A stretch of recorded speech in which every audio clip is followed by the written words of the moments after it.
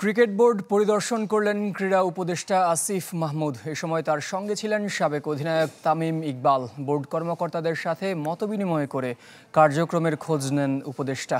এর আগে জালাল ইউনুসের পদত্যাগের মধ্য দিয়ে দৃশ্যমান হয়েছে বিসিবি পুনর্গঠনের উদ্যোগ। যদিও তামিমের উপস্থিতি ও পরিচালকদের পদত্যাগ ইস্যুতে মুখ খুলতে রাজি নন প্রধান নির্বাহী। খামেরা তো দাগ হয় কিভাবে? এই যে ভাবি, দাগও যাবে রাগও যাবে। নিন চাকা সুপার হোয়াইট। প্রথমবার ক্রিকেট বোর্ডে ক্রীড়া উপদেষ্টা আসিফ মাহমুদ সজীব ভুঁইয়া। তাকে কেন্দ্র করে অনেক দিন পর সরগরম হোম অব ক্রিকেট। বোর্ডের প্রধান নির্বাহী নিজামুদ্দিন চৌধুরী সহ কর্মকর্তারা উপদেষ্টাকে স্বাগত জানান। ছিলেন না কোনো পরিচালক। পরে বোর্ডরুমে মতবিনিময় করেন কর্মকর্তা কর্মচারীদের সাথে। উপদেষ্টার আসার খবরে আগেভাগেই আসা সাবেক অধিনায়ক তামিম ইকবালও সেখানে যোগ দেন। তাকে সঙ্গী করে প্রেসিডেন্ট বক্স থেকে দেখে নেন মিরপুর শেরেবাংলা স্টেডিয়াম। পরে ড্রেসিং রুম, মূল মাঠ থেকে শুরু করে প্রেস বক্স সহ বিভিন্ন ফ্যাসিলিটিস ঘুরে দেখেন। কথা বলেন নারী দল ও অনূর্ধ্ব 19 দলের ক্রিকেটারদের সাথে। বিকেএসপিতে যাওয়ার কথা ছিল, যেতে পারিনি।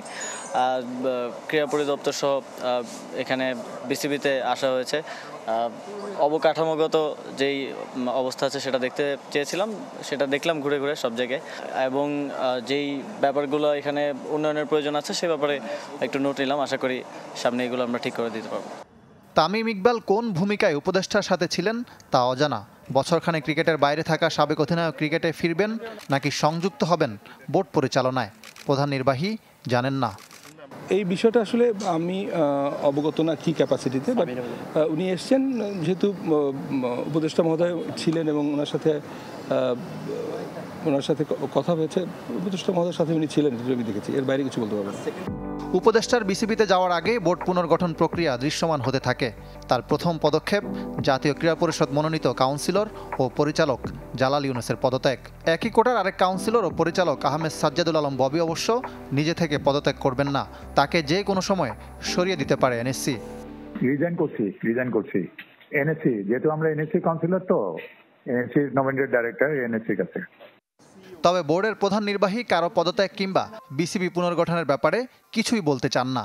আমি এখন পর্যন্ত এই ধরনের কোনো বিষয় আসলে পাবলিক বলার আমার সুযোগ নেই। আমি আগেই বলেছি, বোর্ডের এই বিষয়গুলোতে নীতি নির্ধারণী পর্যায় থেকে যে সিদ্ধান্ত আসবে আমরা সেভাবে will move on that, but আপডেটটা দেওয়ার মতো সিচুয়েশনে আমি নেই।